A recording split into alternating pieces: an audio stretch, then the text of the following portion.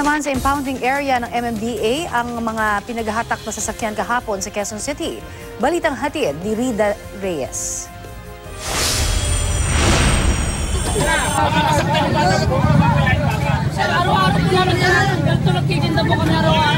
Saglit na saglit lang.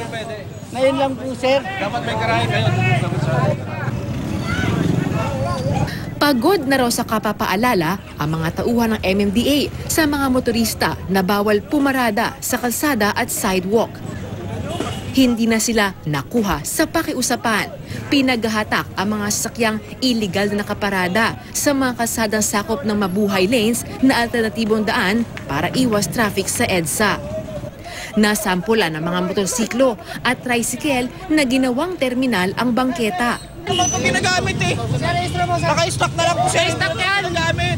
Kada mo! Register yan eh. O kaya kayo ginagamit yan eh! Ginagamit eh! Illegal parking kayo. Illegal parking! Illegal parking!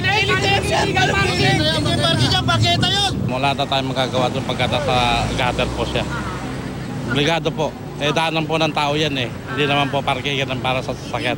Hinatak din ng coaching ito na pagmamayari raw ng nagpakilalang empleyado ng Quezon City Hall. Pasensya na kayo, sir. Nasama lang talaga sa we have to clear everybody para parehas. Naiintindihan nga namin, but you have to give notice naman. Kasi ang tagal na namin nagpa-park dito. Hindi rin umubra ang paliwanag ng lalaking ito kung bakit nakapadlock ang ikinabit na karatula na nakahambalang sa sidewalk.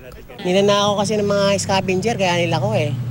Oh, pagka ultimo nga paso dito, ninanakaw. Paano pa dadaanan ng tao yan? Yan, road signs ang nakalagay o kaya paninda. So ang tao dadaan sa kalsada, which is prone to accidents. We need to be assertive now. It's been a week. Kailan po sila matututo?